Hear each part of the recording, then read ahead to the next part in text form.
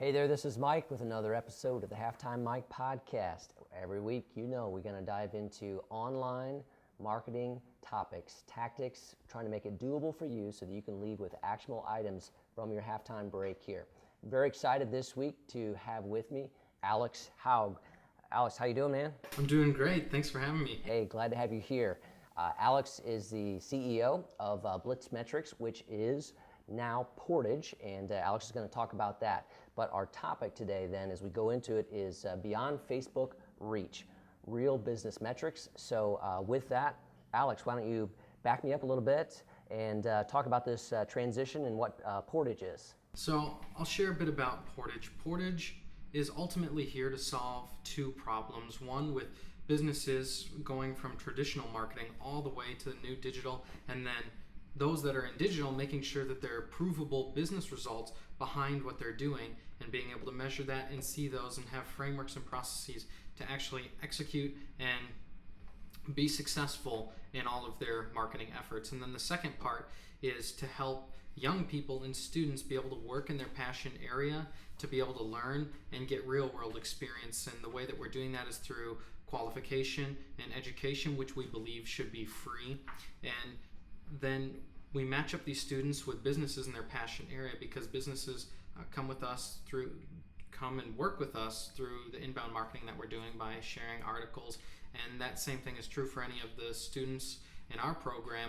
They write and build up their personal brand and push out the content. So it's this cycle of these two things coming together. So ultimately, it's bringing businesses that need provable results and students that need hands-on real-world experience and need to get paid at the same time. And we call these students interns, which is very much unlike a traditional internship where you're maybe shuffling papers, making copies, or grabbing coffee.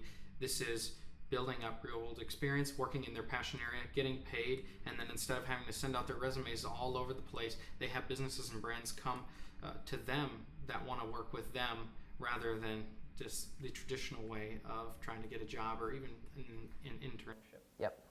No, it's been great. I mean, I've connected with you and with Dennis basically out of our tab site product. I mean, we at times have people that want us to manage the campaigns for them. And so if they're going to use TabSite to run a contest, but we know that there has to be more involved with that, the communication pieces, and what Portage and your services offer is the ability to amplify that content, which we'll get in there. We're talking about Facebook ads and some of those pieces, and so it's been a good fit for us. So I've really appreciated understanding this concept and getting involved with it a little bit. Absolutely, I love working with you. It's always a pleasure. All right. So let's dive into this a little bit. We know recently, I mean, Facebook has announced the Lightgate going away. And also, many people are talking about how reach is down on Facebook, and what is, in your opinion, the value of Facebook marketing at this point in time? So I'll address the first couple of things. With the Lightgate going away, tabs and all of those things were dying. As one, that Facebook made changes where there's no default tab a few years ago, and all of the changes incrementally have gone towards that, where it comes back to you need to be producing good content, sharing it on the page, using ads to amplify to it. And then now with the Lightgate going away, you can't just only drive towards a fan, but you have to look overall. Are you driving to a business value rather than just trying to skyrocket the amount of fans? And so we've seen some of those changes, and it comes back to ultimately having a few frameworks that we like to share. The first one is goals, content, targeting, and amplification of understanding your business goals, what you're actually driving to, what you stand for, creating content to support that, making sure you hit the right targeting, because in terms of Facebook marketing, because I know that's just one of the things, we believe all audiences should be tied together. Yeah. But back to the CTA is hitting the right people, knowing those audiences, and then amplifying it to the top fans, to the people that will engage the media. And so that's the one framework, but it has to follow audience engagement conversion, another framework that we use, because you can't only drive towards fans like we are seeing with the Lightgate, some vanity metrics in my opinion, but you have to have a funnel where it's audience, getting people in there, having an audience available to be able to share your message to, engagement, making sure that people are liking, commenting, and sharing with the content that you have, and then ultimately when they're ready, converting at the bottom of the funnel, whether that's getting them into an email list or doing a direct conversion. And Facebook has pixels in place where they can actually send people that are most likely to do those things. So it needs to fit in that framework. But Facebook overall should not be the only place that you're in. There should be omni-channel marketing, and this is something that we truly believe in, that it's not just Facebook, or it's not just Twitter, it's not just LinkedIn, but all of these things tied together with, if they're not on your email list, but they're on your website, but they're not on social, what are you going to send them? And tying that into your marketing automation and your business logic and processes of what are you going to send to these users or these prospects or even existing clients along the way, and tying all of those channels and all of those audiences together into one system. Because if you think about the days of like direct marketing, where sending out these pieces, Facebook is just just another way, and Facebook ads is just like paying your social postage. So it's just another channel that you can use, and the frameworks that I laid out are ones that you can take across all of these other channels. We just like to talk about Facebook because right now they're leading in data that we can use to target users. Yep.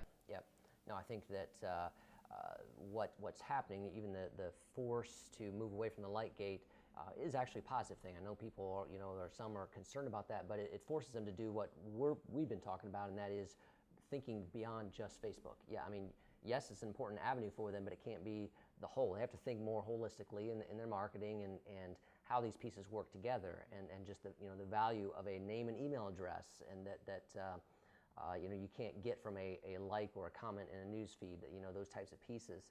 So I like what you're talking about, this omni-channel, and just people have to think broader on their online marketing, their digital marketing. They have to think how these all pieces work together.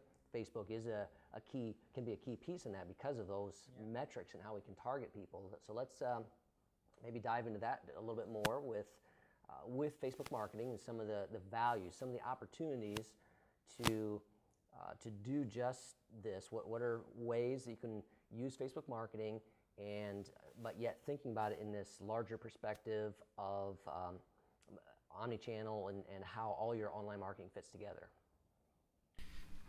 All of your audiences are coming together, and Facebook fits in that way. So to speak to omni-channel, it's knowing where these users are along the funnel, and ultimately it comes down to making sure you have a rules engine, whether that's a marketing automation software or even something for small biz as simple as MailChimp, to be able to have a sequence or a set or processes. And that could roll out beyond just in your marketing, but in your business. Do you have processes for little or small problems that come along the way? If you have something that you end up doing 2 or 3 times, and you're saying, okay, this is something that will probably continue coming up, you need to create a process around it. Because in business, and we've noticed, and this is starting to go beyond just marketing, but we see that it's either a people, process, or training issue, and you need to diagnose at the point, what are those 3 things? So to bring it back to marketing is, where is the breakdown? And this is more of like a process analysis of like, okay, are we tying our audiences together? If they're on our website, do we have the pixels in place to be able to then hit them inside of social, or whether it's tailored audiences with Twitter or hitting them with website custom audiences with Facebook? Do we have all of these other things in place to tie them together? Remarketing, are they on my email list? And if they are we nurturing them in social too? So it's knowing and going beyond just Facebook this, and just looking at these independent issues, because then you'll end up getting in the track of what we've seen SEOs get in. It's like, oh, what's the next thing Google's going to do? What's this? But not looking holistically overall at all of your channels and how this affects your marketing overall and tying them together. Yep, excellent. All right, so what we can do is just breaking it down for my audience, small business oriented. They're kind of going back to your funnel there. So they have a piece of content. I mean, that can be a post that's shared on Facebook, and maybe it's going to link back to their website again. So tying pieces together. But let's run them through that. What are opportunities to amplify that, and then what would you do with that post? that is going to help you kind of nurture that people that interact with that.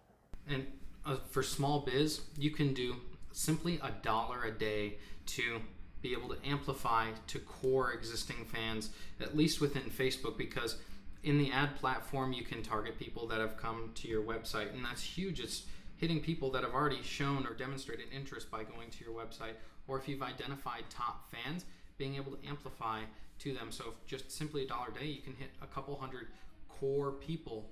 Or you could do what's one of our favorite ad types is a workplace target, and that's hitting people that are in the media so you can influence the influencers, and that's where we can tie all of that together so you're making the most impact out of a little bit of budget. And when you do that, you then are able to start expanding more and more as you're seeing a higher return on what you're doing.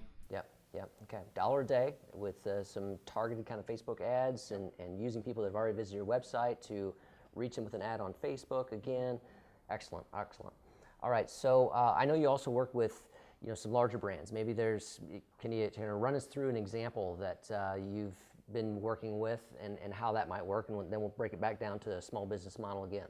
Yeah, absolutely. So we work with the Golden State Warriors, an NBA team, but we also work with Jack Daniels, both similar in different ways, but still follow our frameworks of audience engagement and conversion and understanding their goals so they can amplify to the right people. So like for the Golden State Warriors, the people that are on their email list or season ticket holders, but these other things where we can amplify to them to get them on Facebook. So building up that audience, hitting those people, or friend to fan targets. The Golden State Warriors can hit millions of people just through a friend of fan connection because of their large existing user base. And then to be able to engage those people, it then trickles all the way down into conversion. So true ticket sales, people buying merchandise, people attending the game, and people ultimately becoming true fans. Now for Jack Daniels, doing a similar type of approach where it's continuing to build up their audience of the people that are just engaging with their brand, and also a friend of fan connection and targeting to be able to engage the users. Oh, it's Friday. Oh, cheers. Let's grab a drink. But telling the story of the brand, because that's a huge part about branding, at least in an enterprise level, is sharing your story, not necessarily buy our stuff, yeah. And not doing direct conversions for Jack Daniels, right? Like inside of Facebook or driving to that goal there, but they'll see overall lifts by engaging people, making aware, oh, it's a time we're going to go just relax or hang out with our friends and grab some Jack Daniels or something like that. So just being able to nurture and engage those fans across whatever channel they're in, and specifically in Facebook, they're following audience engagement and conversion. Yeah. Okay. I think that's a beautiful example, because I think particularly in the small business realm, there's too many that their first inclination is to think, okay, how can I sell? And so their posts fall flat. But what you're talking about is stories and just that engagement. That's the audience growth. That's the engagement that can happen. That's not a direct sell. Okay, but so ultimately you're getting some loyalty, you're getting some broader exposure, and then perhaps later on you're getting them to some type of conversion, which is a name and email address or something like that down the pike. But that's not the larger effort all the time. Right. You're thinking funnel, so you're up at the top, it's broader in just some of those stories. Yep, exactly. So engaging, telling your story, which comes back to why are you in business? Why are you doing what you do? And identifying that, first of all, why did you start this business? Was it because of some sort of emotional thing? Are you really looking to solve a problem in your particular industry? Whatever the case is, understanding that, and then driving that home with understanding a business goal and driving to business value, because people think of Facebook as this crazy thing, but it's just another way that you can amplify your message. So it's understanding those things, which comes back to goals, content, targeting, and amplification. So that's the core of that, just to know those things. Yep. And I think that people, small businesses in particular, have to mature about it. It's not that you have to learn how to be, use social media. It's not how you have to learn to, we have to be on Facebook, but it's about real business goals. How do I ultimately grow sales? How do I ultimately, retain loyalty of my customers? And so therefore they will buy from me again in the future. And so the conversation, and I think you're really doing that well, the conversation needs to be more than just how do we do social media marketing. It's has to be how do we continue to use some of these pieces in our real business metrics that we're trying to work at. Absolutely, and it's looking at business goals and true value, not just some sort of magic or witchcraft like we'd seen and people we often see like social media gurus or social media experts. But are you driving a business value? Are you going to your business goal? Are you sharing your story? Are you amplifying your brand? Are you understanding the concerns of your customers and really drilling it down into what you do in the real business world? Because why would it be any different on Facebook than you would interact with someone in person? Excellent, excellent. Alex, really just appreciate the time here to be able to sit down and talk about some of these changes. Congratulations on this shift and the growth of Blitz becoming Portage and what you're going through there. So just great to touch base on these Facebook marketing topics. Yeah, thank you so much. It's been an honor. All right. Hey, and for my audience, definitely going to have some links here and some of the things that Alex has talked about. He's given me some web pages, blog posts that he's written that link to these. So I'm going to have those as references, so you'll be able to go in and see the funnel that he's talking about and go into some details here a little bit further. So with that, I want to call it a wrap on today's episode of the Halftime Mike podcast, and we'll see you next time. Thanks, Alex.